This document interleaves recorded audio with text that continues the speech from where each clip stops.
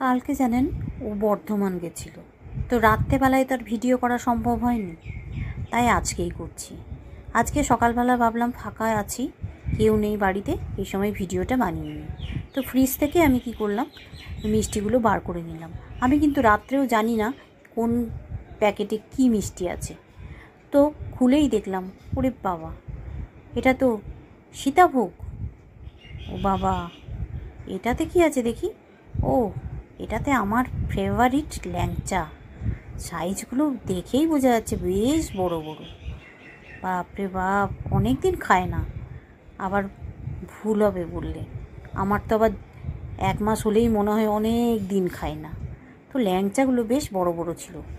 আমি ঠিক করলাম এইরকম একটা ওই খেজুরের কৌটোতেই এইগুলো রাখবো, কারণ এই বেশি ল্যাংচা তো আনেনি। আগে অনেক বড় প্যাকেট আনতো, অনেক এরকম ধরনের ডাব্বা থাকতো, সেগুলো মোট 5টা গুনে গুনে দেখলাম 5টাই এনেছে ল্যাংচাগুলো। হ্যাঁ বড় বড়, সাইজটা দেখছেন 1 আঙুলের থেকেও কিন্তু বড়।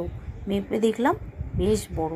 অবশ্য ওখানের ল্যাংচাগুলো এইরকমই হয়, বড় বড় সাইজের। সীতাভোগটা ফ্রিজে জমে গেছে একেবারে ঘিয়ের জন্য আর কি, ফ্রিজে রেখেছিলাম তো জমে গেছে। তো সীতাভোগটাও ভালো লাগে। তো এবারে ট্রাই করা যাক কীরকম। বড় একখানা ল্যাংচা নিলাম, অল্প একটু সীতাভোগ নিলাম, দুটোই ভালো, কিন্তু ল্যাংচা আমার বেশি ফেভারিট। গোলাপ জামুন, কালো জামুন, ল্যাংচা এগুলো আমি আর কি বেশি খেতে ভালোবাসি। তা মিষ্টি মাত্রই আমি বেশি খেতে ভালোবাসি।